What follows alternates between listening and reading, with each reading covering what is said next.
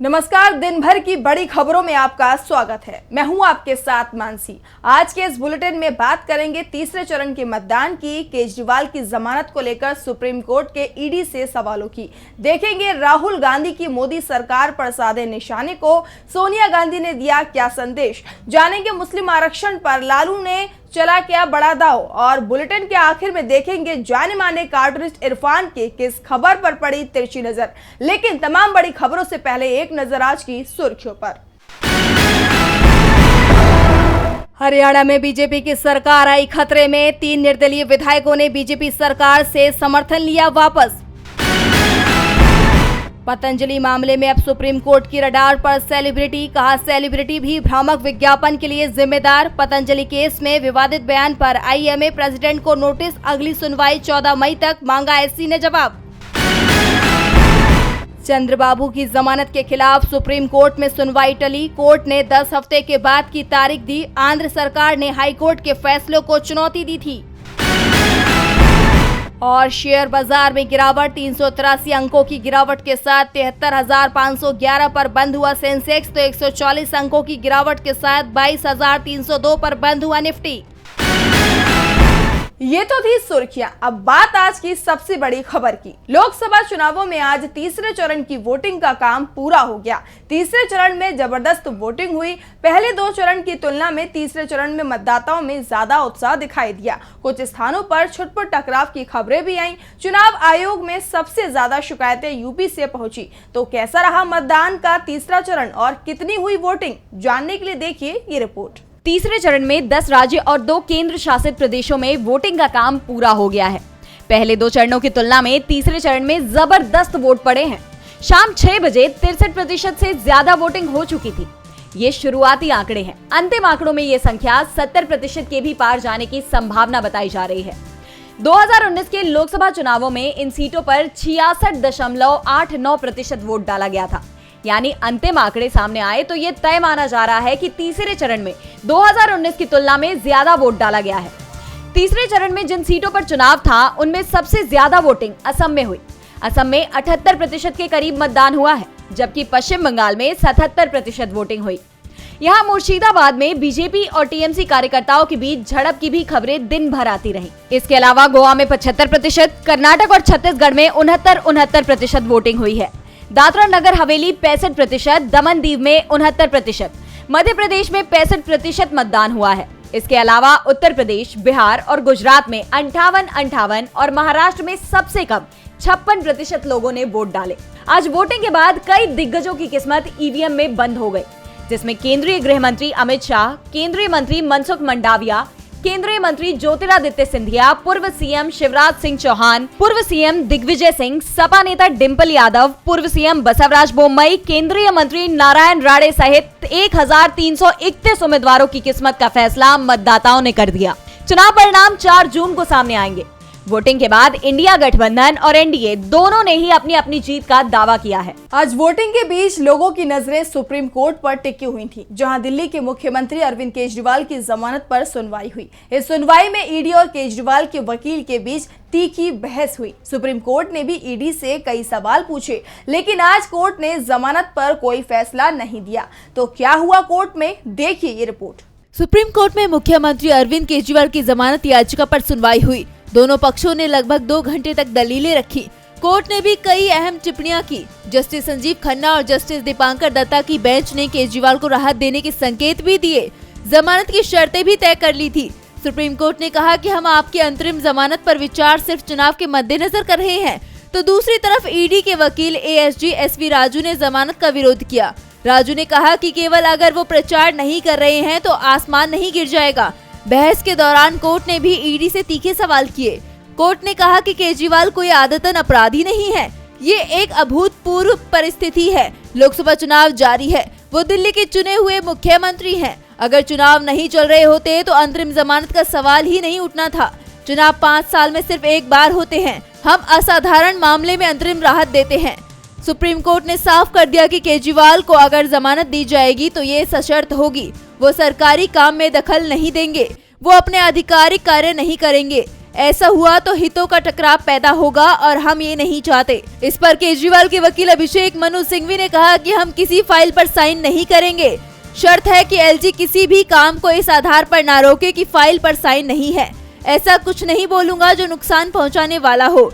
लंबी बहस के बाद भी कोर्ट ने कोई फैसला नहीं सुनाया। मामले में अगली सुनवाई 9 मई को होगी। कोर्ट की टिप्पणियां बता रही हैं कि केजरीवाल को कुछ शर्तों के साथ अंतरिम जमानत मिल सकती है। केजरीवाल बाहर आए तो सबसे बड़ी मुसीबत बीजेपी के सामने खड़ी हो जाएगी। वैसे अभी भी बीजेपी के सामने कम मुसीबत नहीं है, क्योंकि राहुल गांधी और इंडिया गठबंधन के नेता लगातार बीजेपी को घेरने में जुटे हुए हैं। आज भी राहुल ने मोदी सरकार की नीतियों पर करारा तंज कसा तो सपा चीफ अखिलेश ने भी कई सवाल उठा दिए। देखिए ये रिपोर्ट। जैसे जैसे चुनाव आगे बढ़ रहा है, राजनीतिक दलों का जोश बढ़ता हुआ नजर आ रहा है।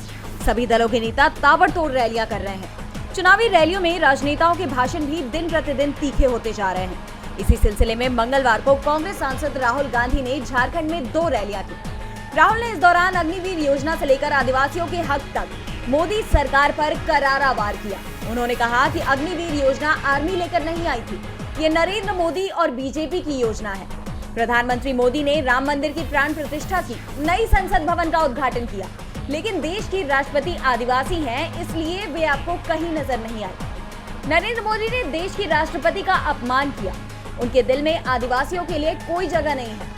राहुल ने झारखंड में हुकार भरी तो सपा प्रमुख अखिलेश यादव भी मोदी सरकार पर सवाल खड़े करते हुए नजर आए।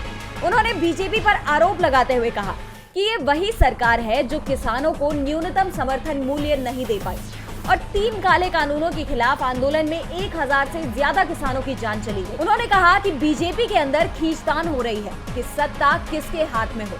उसके नेता आत्मतुष्टिकरण के लिए बयान दे रहे हैं। ये लोग चतुराई से बातें करते हैं। हालांकि उन्होंने किसी का नाम नहीं लिया।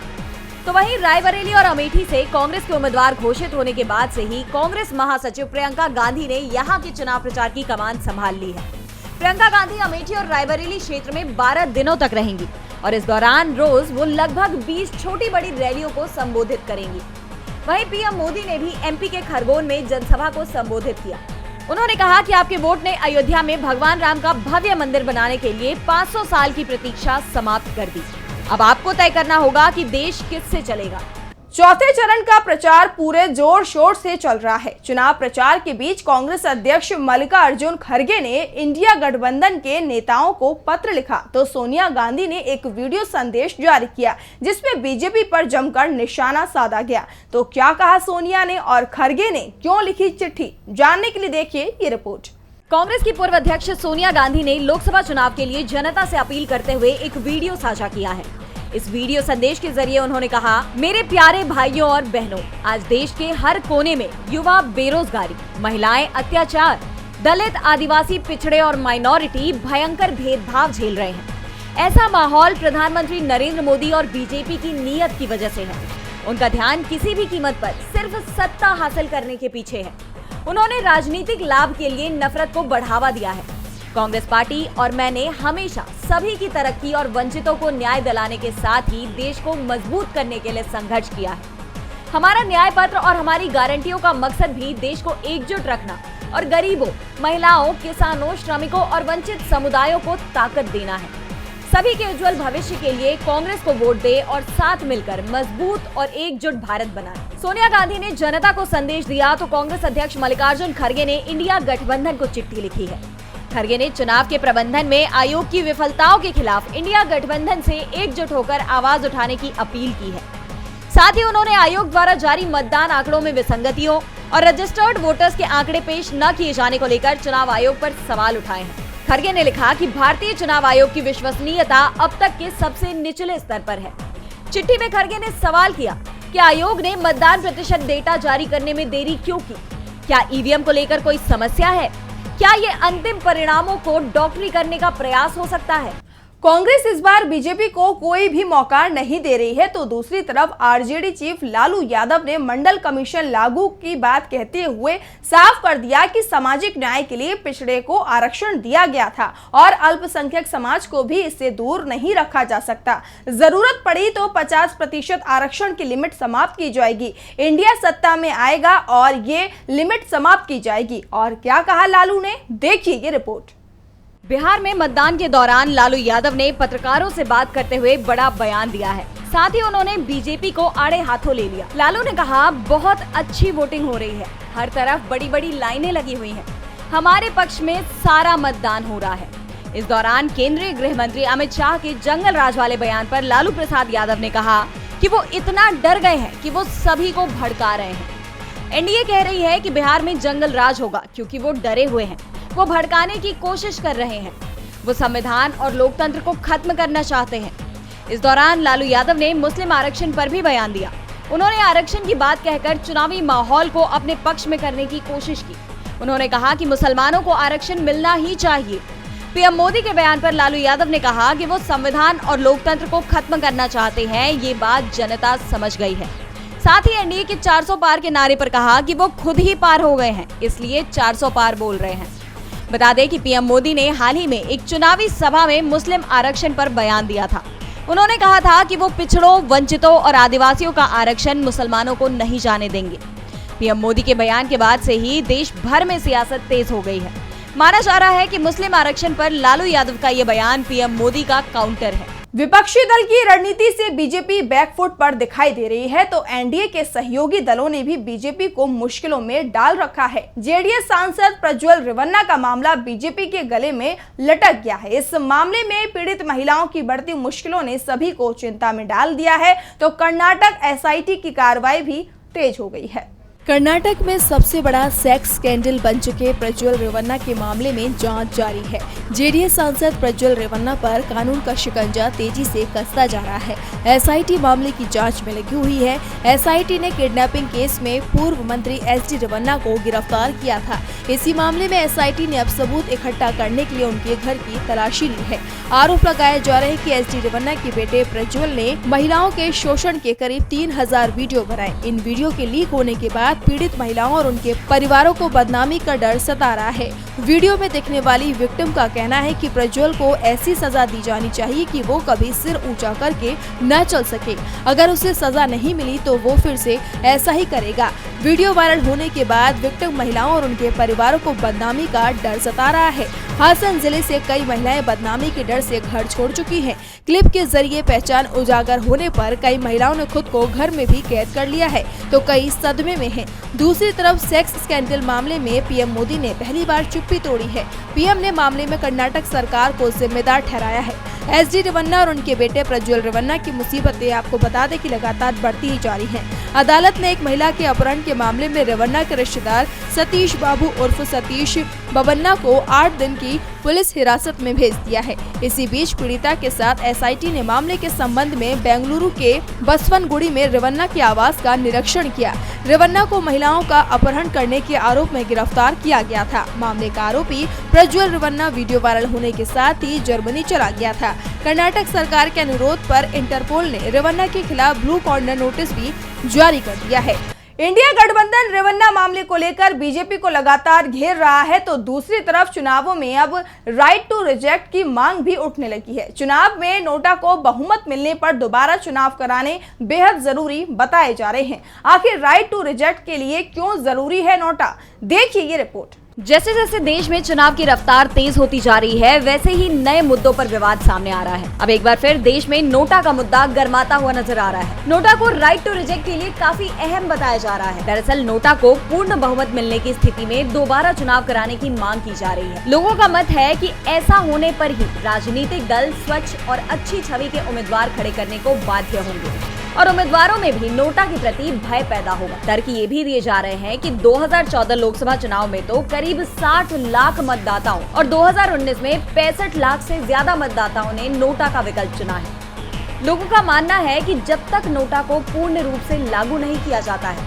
तब तक राइट टू रिजेक्ट का अधिकार भी अधूरा ही है। सूरत में बीजेपी के प्रत्याशी को निर्विरोध जीत की घोषणा के बाद से इस मामले में विवाद तेज हो गए हैं। सूरत में विपक्ष का आरोप है कि बीजेपी ने साजिशन सभी उम्मीदवारों का नामांकन वापस करवाया है। इसके बाद नोटा को भी एक प्रत्याशी के तौर पर मान्यता देने की मांग सामने आ रही है। वहीं इंदौर सीट पर भी कांग्रेस प्रत्याशी अक्षय बम के नामांकन वापस लेकर बीजेपी में शामिल हो जाने के बाद कांग्रेस जनता से नोटा को वोट देने की जोरदार अपील कर रही है। इन सभी परिस्थितियों में नोटा अहम मुद्दा बन चुका है।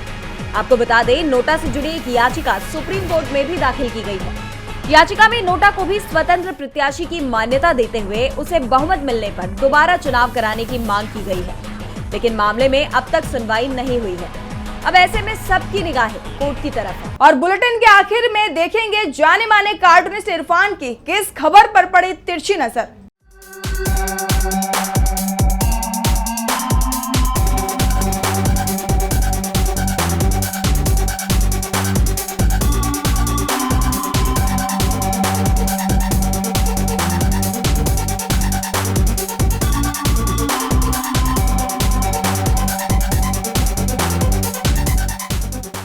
इन दिनों खाली बैठे हुए बॉलीवुड के एक्टर शेखर सुमन ने भी बीजेपी का दामन थाम लिया है, क्योंकि भाई पैसा और काम दोनों ही बीजेपी के पास में है।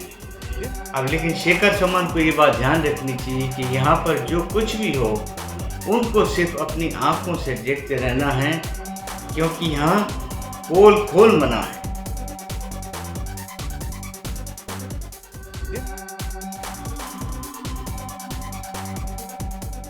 बहुत बहुत शुक्रिया इरफान जी। तो आज के इस बुलेटिन में इतना ही। आप देखते रहिए DB लाइव। नमस्कार।